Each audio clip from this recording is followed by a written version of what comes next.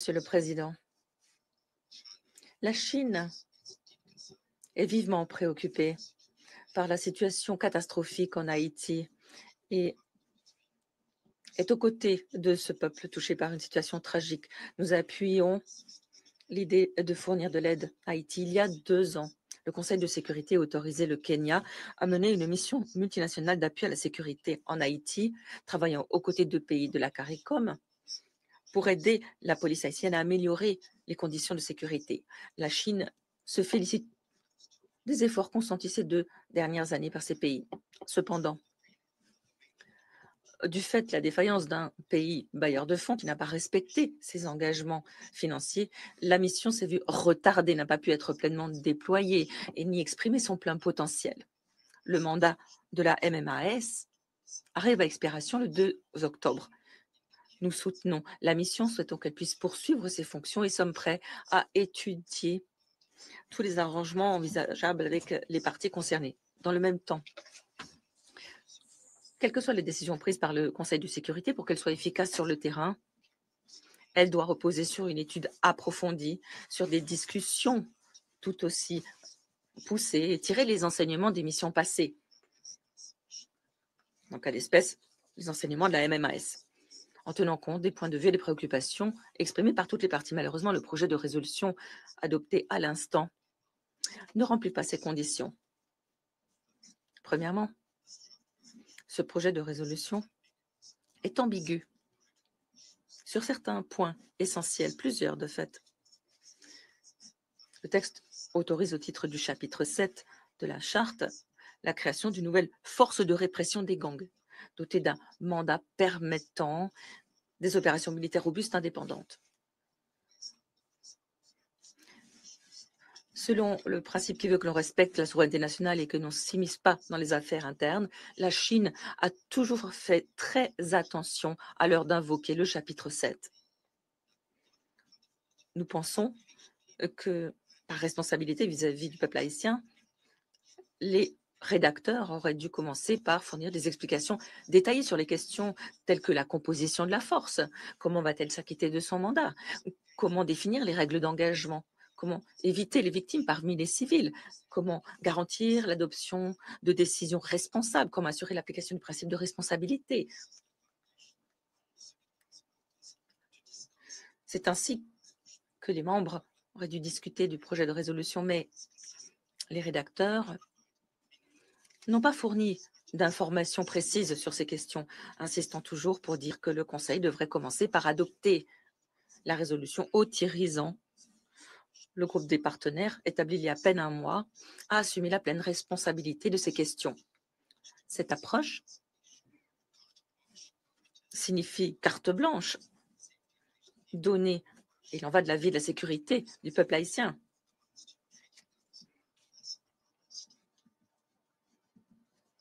Deuxièmement, ce projet de résolution risque d'exacerber la situation déjà complexe et ô combien difficile en Haïti.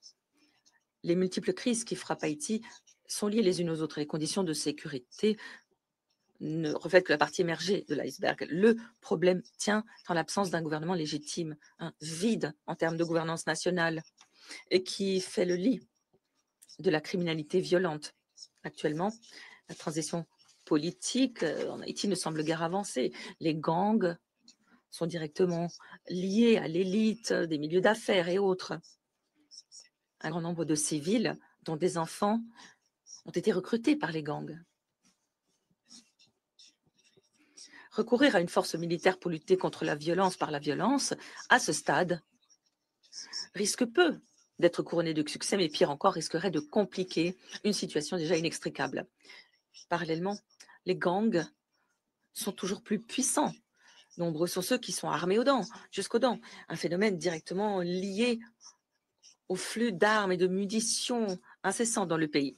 Les rapports de l'ONUDC et du groupe d'experts sur la chaîne de sanctions indiquent que les flux d'armes et de munitions en provenance des États-Unis ne se sont jamais taris, ce qui fait que l'embargo imposé par le Conseil de sécurité n'est que lettre morte. Ces armes arrivent entre les mains des gangs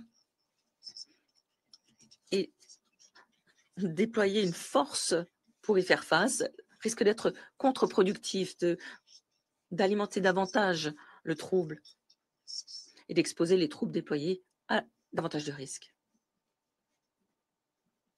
Troisièmement, ce projet de résolution n'est pas le fruit de consultations approfondies entre les membres du Conseil. Après la présentation par le secrétaire général de ses recommandations sur l'amélioration des conditions de sécurité en Haïti en février dernier, les rédacteurs n'ont pas préparé un plan concret sur 6 mois. Il y a 1 mois à peine, ils ont, du jour au lendemain, avancé un projet de résolution exigeant du Conseil de sécurité qu'il se prononce rapidement sur l'établissement d'une nouvelle force de répression des gangs. La Chine et d'autres membres du Conseil de sécurité ont pris une part active aux consultations, soulevant de nombreuses questions constructives, étant donné les divergences de vues persistantes entre les membres. La Chine, la Russie ont proposé un report technique temporaire du mandat de la MMAS pour permettre de poursuivre la discussion et de dégager un consensus. Malheureusement, les rédacteurs ont insisté pour soumettre ce projet de résolution particulièrement contentieux au vote, ce qui sape l'unité du Conseil de sécurité et nuit à sa coopération sur la question d'Haïti. Cela sape aussi la crédibilité et l'autorité du Conseil. Monsieur le Président, ces 30 dernières années, le Conseil de sécurité a autorisé 3 déploiements de forces multinationales et 7 opérations de maintien de la paix en Haïti, pour n'obtenir en retour qu'une instabilité persistante, des crises récurrentes, sans oublier le ressentiment et les griefs vis-à-vis de l'ONU parmi la population haïtienne. Les enseignements tirés ont été des plus douloureux. Nous ne pouvons que nous demander comment faire en sorte que la FRG ne répétera pas les erreurs du passé. Ce déploiement à la hâte d'une nouvelle force multilatérale est-elle une solution responsable pour le peuple haïtien? Il y a 2 ans, un pays s'était engagé solennellement pour garantir le succès de la MMAS à fournir des financements durables. Aujourd'hui, ce même pays a oublié, comme cela est pratique, ses engagements, refusant de s'acquitter de ses obligations, tout en exigeant que les membres assument la responsabilité partagée de cette nouvelle force. Nous parlons ici de et l'on parle d'un pays qui doit plus de 800 millions de dollars au titre du maintien de la paix. Comment peut-on exiger le partage de la tâche lorsque l'on ne respecte pas soi-même ses propres obligations? Comment jeter l'opprobre sur autrui lorsque l'on est responsable de cette situation? Comment défendre la volonté collective si ce pays propose d'utiliser des contributions statutaires sans les pays? Le problème que nous éprouvons vis-à-vis du projet de résolution ne nous a pas empêchés de ne pas bloquer le vote. Nous ne sommes pas opposés à l'adoption, étant donné les préoccupations des partis des pays de la région, le secrétaire général entre autres. Nous avons fait montre de bonne volonté. Dans le même temps, nous devons souligner que nos préoccupations, les questions que nous nous posons demeurent.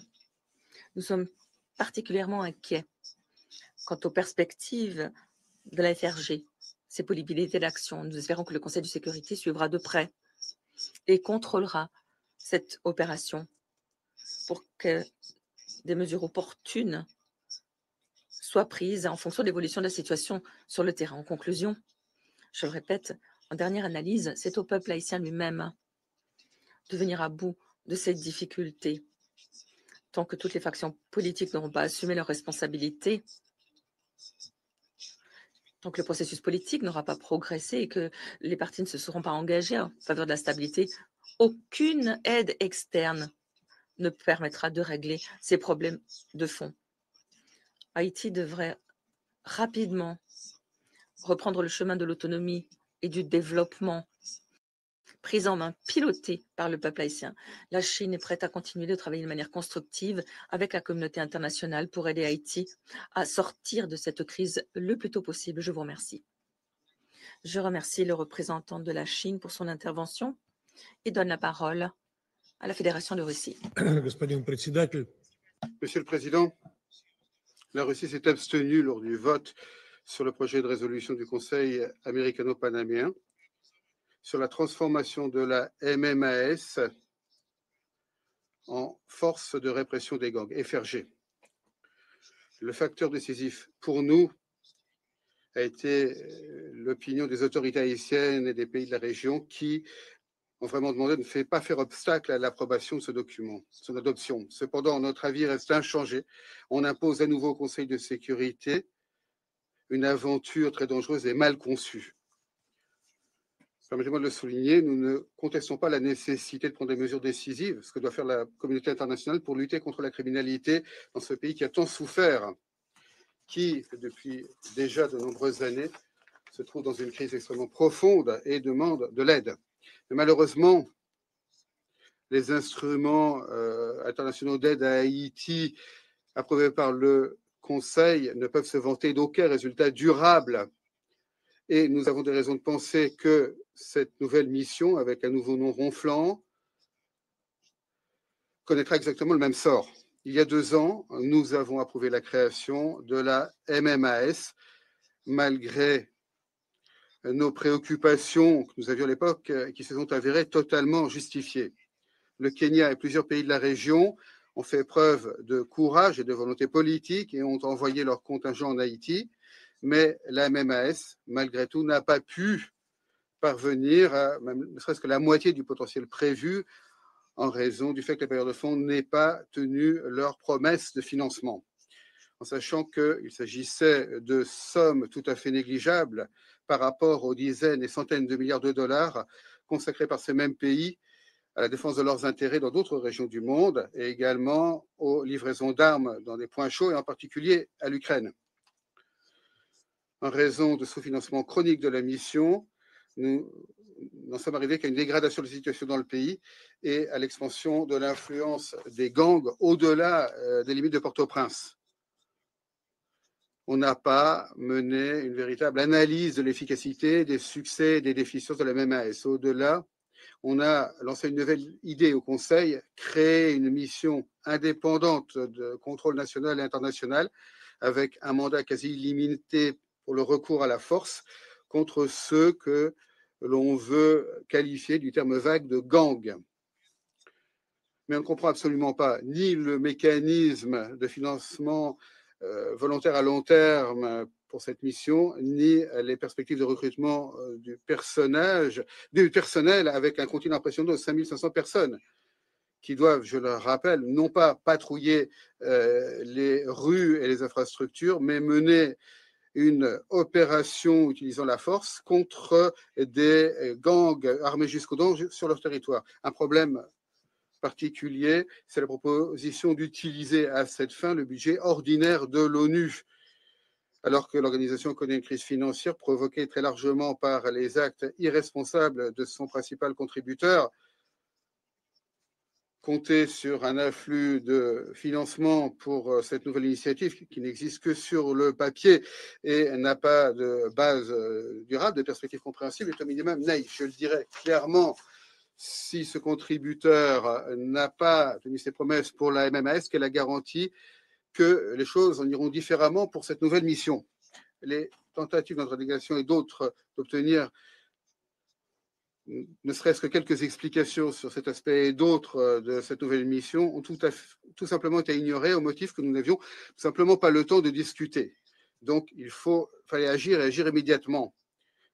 Exactement la même chose s'était passé avec la MMAS. Une question se pose, chers collègues. Vous voulez de l'action ou des résultats? Comment ne comprenez-vous pas que ces mesures irréfléchies peuvent faire en sorte que nous arrivions au résultat opposé de ce que nous voulons? Malheureusement, les auteurs de ce texte démontrent que la question de la recherche des causes profondes et l'évaluation des conséquences à long terme ne les intéresse pas beaucoup. Autrement, ils n'auraient pas essayé de se débarrasser de la responsabilité pour la crise haïtienne et la rejeter sur toute la communauté internationale. Ils se seraient attaqués aux véritables problèmes qu'ils sont tout à fait capables de régler. Avant tout, pour cela, il faut interrompre le flux constant d'armes illégales, comme l'exige l'embargo en vigueur décidé par le Conseil de sécurité. Nous sommes encore plus perplexes face à cette initiative, face à la montée des tensions dans la mer des Caraïbes et l'utilisation par les États-Unis au large des côtes du Venezuela. Nous n'avons aucune assurance que les auteurs de ce texte n'imagineront pas un moyen créatif de lier ces activités militaires à la lutte contre les cartels. Nous sommes convaincus que la formule pour une aide à Haïti responsable, c'est réagir aux causes profondes de la crise provoquée par la longue histoire d'ingérence étrangère funeste dans les affaires du pays. Les interventions et les missions étrangères ont créé plus de problèmes qu'ils n'en ont réglé, mais personne ne veut en tirer les enseignements, sans même parler du fait qu'une véritable aide au renforcement du potentiel et de l'État des Haïtiens pour ramener l'ordre dans le pays. Ce n'est que dans ce cas-là qu'Haïti pourra revenir sur la voie constitutionnelle et mettre en œuvre un développement socio-économique progressif, ce que mérite le peuple de ce pays qui a tant souffert, et ce qu'il mérite depuis longtemps. Je vous remercie.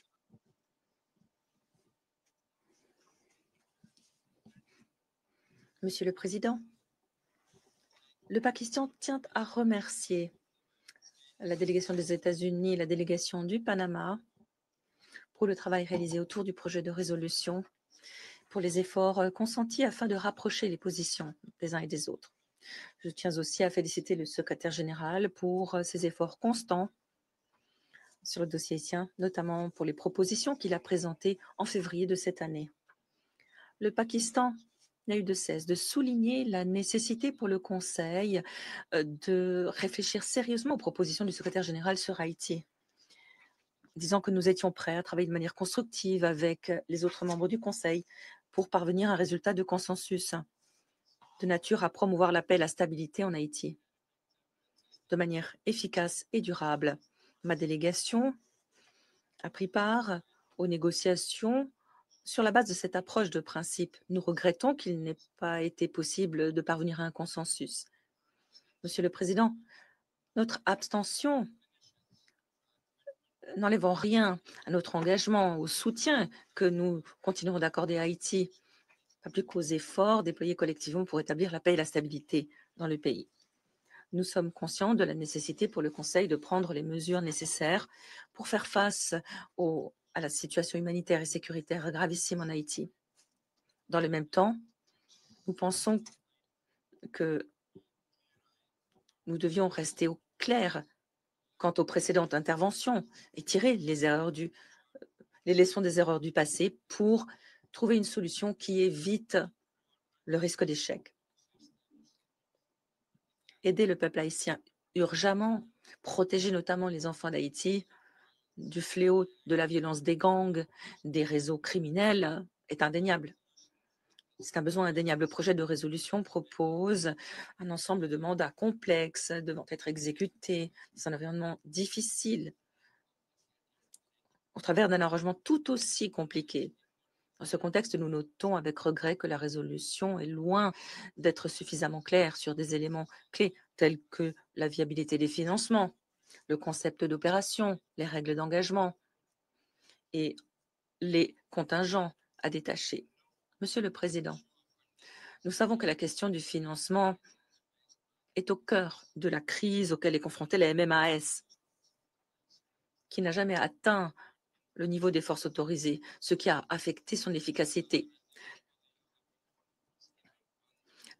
L'utilisation des fonds de maintien de la paix pour l'appui logistique notamment répond dans une certaine mesure à ces préoccupations, mais ce n'est pas une baguette magique, comme nous l'avons entendu à maintes reprises. Le secrétaire général en a parlé en lien avec les déficits liquidités. Si cette situation perdurait, elle pourrait nuire à l'efficacité et au bon fonctionnement de la nouvelle force. Le succès des mesures proposées dans cette résolution dépendra aussi des contributions volontaires envisagées au fonds d'affectation spéciale, lesquelles sont loin d'atteindre le niveau suffisant. Malheureusement, cette question n'est pas non plus réglée. Nous ne savons pas d'où proviendront les fonds. Monsieur le Président, outre les difficultés de financement, le concept d'opération, les règles d'engagement ne sont pas claires non plus, ce qui pourrait entraîner un hiatus entre les attentes du Conseil et l'exécution du mandat. En tant que contributeur de longue date et de premier plan du budget de maintien de la paix de l'ONU, le Pakistan comprend bien ces difficultés qui peuvent avoir une incidence sur le succès de la mission. Nous espérons que nous pourrons préciser ces questions importantes dans les jours à venir. En ce qui concerne la force, les effectifs de cette nouvelle force, nous pensons que ce sont des raisons logiques qui devraient amener à fixer un chiffre. Et ici, étant donné la situation, le chiffre aurait dû être bien plus important. Cette force doit être équipée comme il se doit pour pouvoir dissuader les gangs et les éléments criminels, pour éviter même de devoir engager un combat. Pour conclure, Monsieur le Président, nous respectons la souveraineté d'Haïti, son intégrité territoriale, ainsi que les choix politiques souverains que prend le pays à l'heure de demander une aide extérieure pour faire face à ces difficultés. Nous espérons qu'au travers de cette résolution, la communauté internationale, y compris les pays de la région et les organisations compétentes que nous appuyons pleinement, pourront rassembler le soutien financier, politique, opérationnel suffisant pour soutenir Haïti et lui permettre de sortir de cette crise. Le Pakistan continuera d'appuyer pleinement ses efforts. Je vous remercie.